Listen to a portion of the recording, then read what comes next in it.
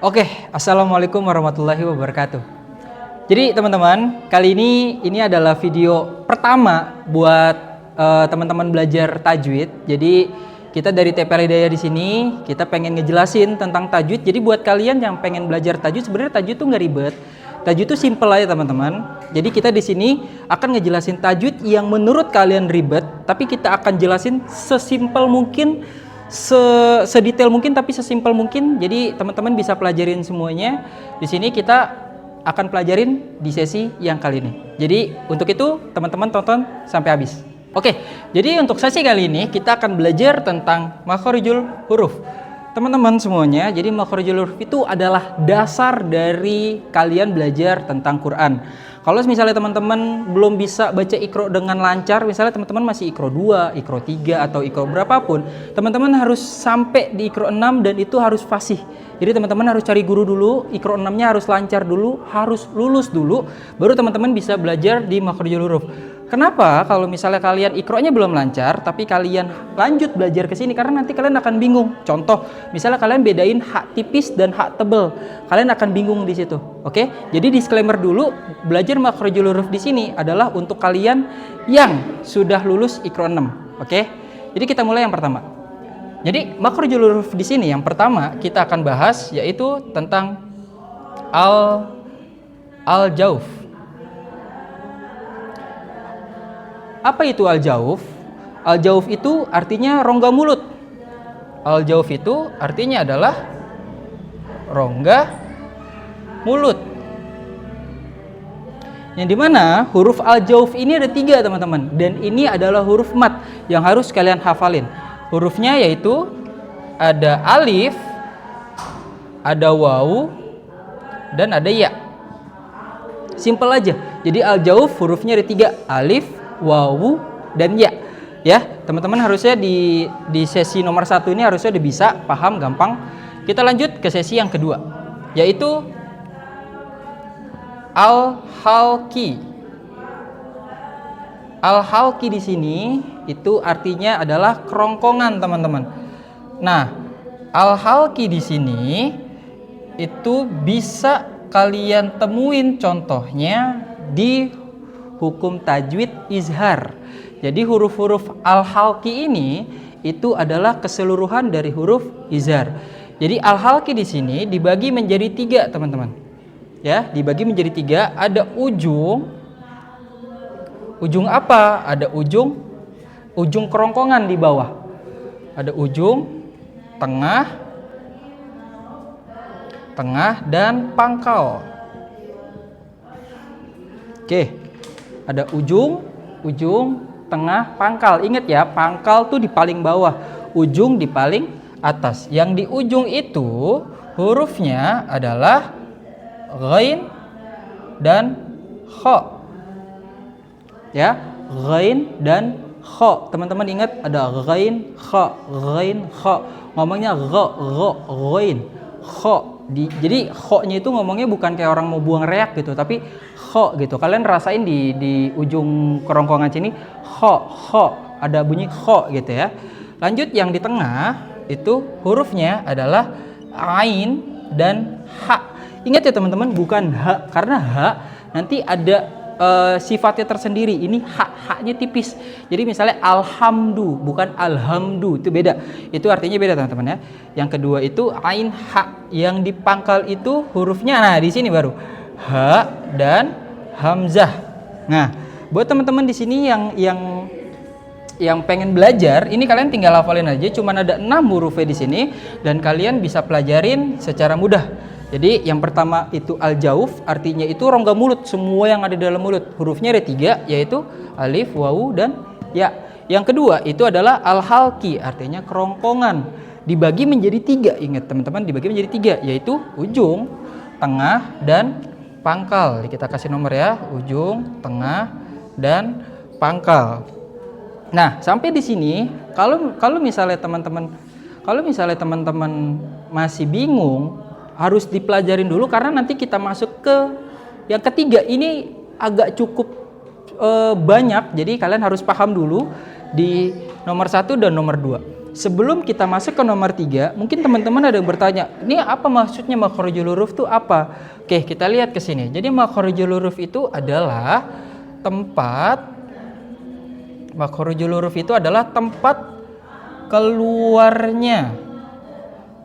keluarnya huruf. Ya, teman-teman.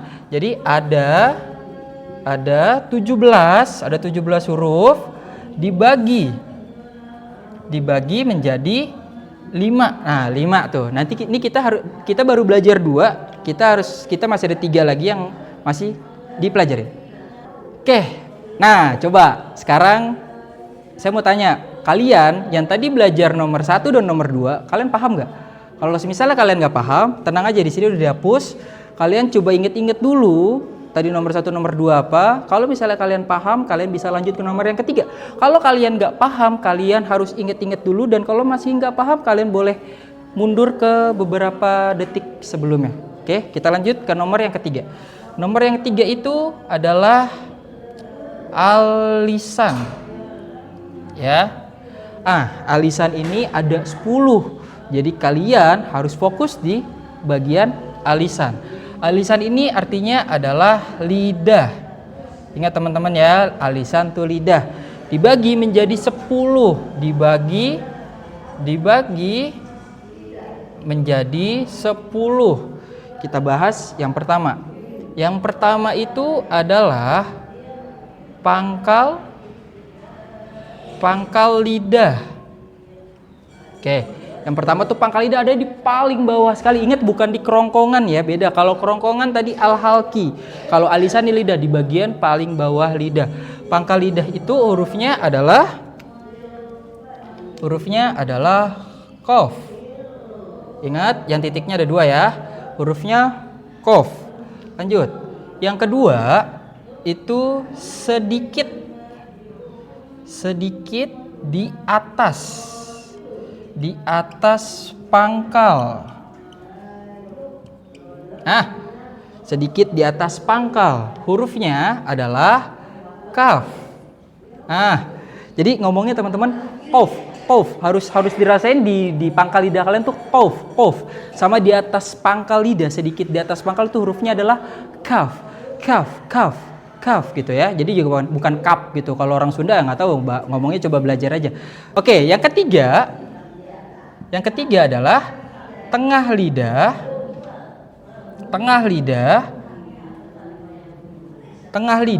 bertemu dengan langit atas mulut. Hurufnya ada 3 teman-teman, yaitu ya, shin. Ini shin yang ada titiknya ya, dan jim. Ini kalau misalnya kalian fokus di sini, ini harusnya gampang banget ya. Kita lanjut ke yang keempat.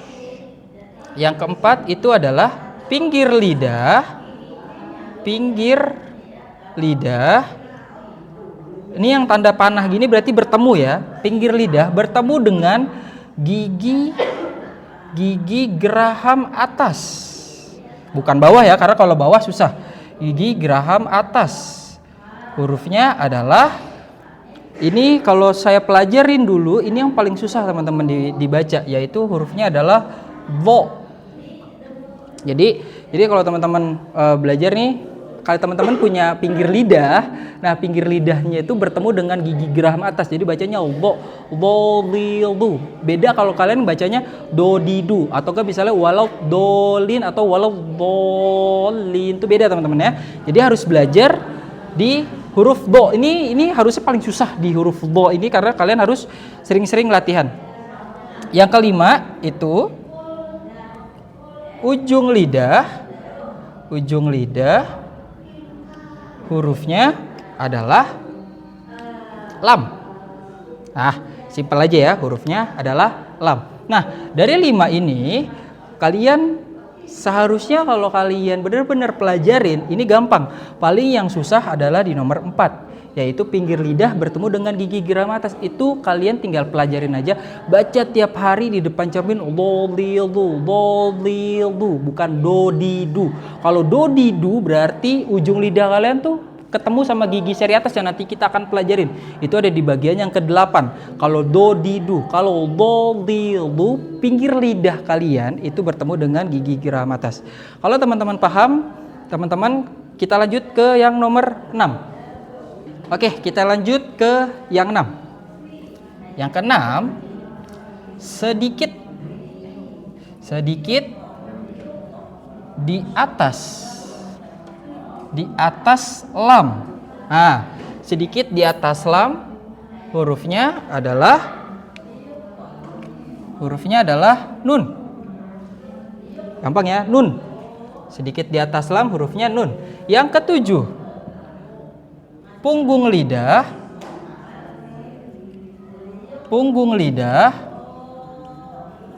bergetar minimal 2 kali. Bergetar minimal 2 kali, hurufnya adalah ro. Jadi ro, gampang ya. Ro nggak mungkin sekali. Ro pasti 2 minimal. Kita garisin dulu. Oke. Yang ke-8. Nah, ini yang ke-8 ya. Yang ke-8 itu ujung lidah bertemu gigi seri atas. Nah, ujung lidah nih ketemu gigi seri atas tuh yang kayak giginya Sandy gitu, yang cuma 2 tuh. Nah, itu gigi seri atas. Itu hurufnya adalah ta, dal, dan po. Nah, kalian harus belajar nih ya ngomong po. Po, to. Ujung lidahnya itu harus ketemu gigi seri atas. Kalau nggak ketemu, to biasa aja sih. Kalau kalian baca po tapi ujung lidahnya ketemu gigi seri bawah, co gitu, nggak jelas, nggak bisa. Ya, lanjut, kita tinggal 2 lagi nih di alisan. Yang ke-9, ujung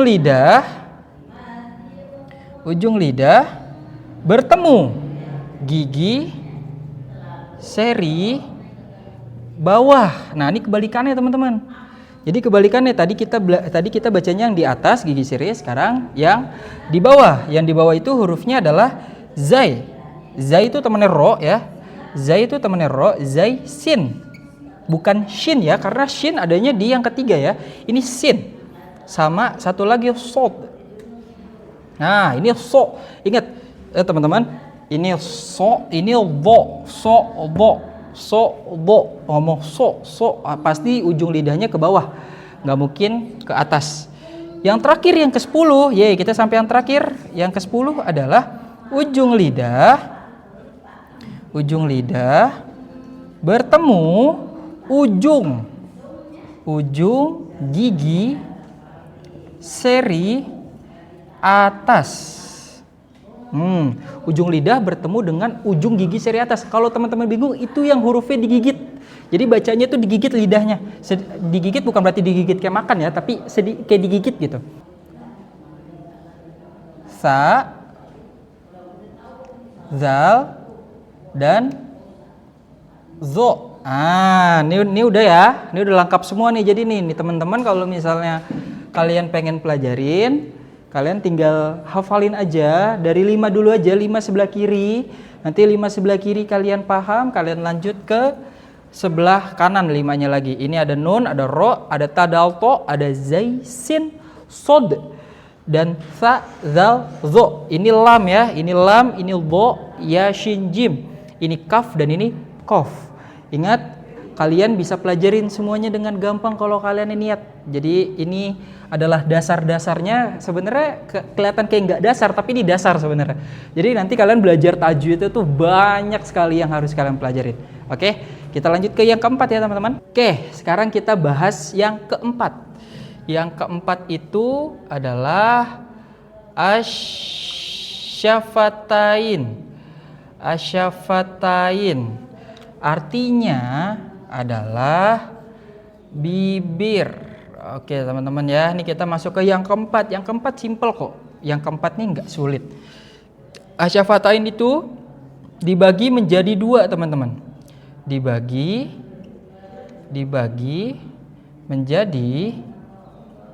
menjadi dua.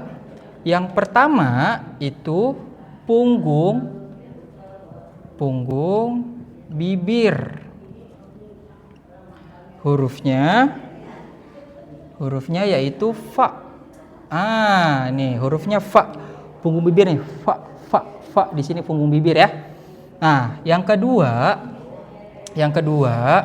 di antara dua bibir dibagi lagi menjadi dua. Yang pertama itu terbuka. Ingat ya teman-teman, terbuka hurufnya ada dua di sini. Hurufnya mim dan ba. Nah, yang kedua sedikit mengatup. Nah, sedikit mengatup hurufnya waw. Nah, ini di asyafatai ini kalian belajarnya udah mulai sedikit karena memang di alisan itu yang paling banyak. Kita belajar satu lagi, kalian nih mencapai titik satu lagi di bagian makhorijul huruf, yaitu yang kelima. Ini kalian udah belajar yang keempat. Kalau sampai sini kalian paham, kalian ngerti, good job buat kalian. Berarti kalian yang benar-benar serius buat belajar Quran. Kita bahas yang kelima. Yang kelima nih paling mudah. Yang kelima ini adalah al-khoisum. Al-khoisum artinya rongga hidung. Nah, hurufnya cuma ada dua, teman-teman, di sini. Hurufnya cuman ada dua aja, simple, dan hurufnya tuh mudah. Hurufnya ada dua, yaitu mim dan nun, tapi dia pakai tasdid. Nah, kalau kalian mungkin familiar dengan al-khoisum ini adalah salah satu hukum tajwid yang hukum tajwidnya namanya adalah gunnah. Jadi gunnah, jadi ditahan bacaannya, teman-teman. Oke, jadi sampai sini saya mau rekap dulu. Jadi makhorijul huruf itu adalah tempat keluarnya huruf. Jadi kalau teman-teman pengen belajar Quran tapi nggak paham tentang makhorijul huruf, berarti teman-teman ada kekurangan tuh di situ. Mungkin ada beberapa kesalahan yang mungkin nanti teman-teman belajar Qurannya atau baca Qurannya itu ada yang salah. Jadi makhorijul huruf ini adalah tempat keluarnya huruf. Ada 17 dibagi menjadi 5. Yang pertama ada al-jauf, yang kedua ada al-halqi, yang ketiga ada al-lisan, yang keempat ada asyafatain, dan yang kelima ada al-khoisum. Semoga dari materi ini yang teman-teman pelajarin semuanya bisa bermanfaat buat semuanya dan kalian bisa belajar dengan simple. Padahal kelihatannya rumit, tapi kalian bisa belajar dengan simple. Oke, sekian dari saya. Kalau misalnya kalian pengen tanya-tanya, silahkan komen aja. Nanti kita bahas di komen. Dan nextnya mungkin kita akan bahas tentang hukum mat atau hukum nun mati. Nanti kalian tinggal subscribe aja dan nyalain loncengnya. Terus kalian nanti tinggal tungguin aja materi-materi selanjutnya yang akan kita bahas. Oke, sekian dari saya. Wassalamualaikum warahmatullahi wabarakatuh. Semangat belajar!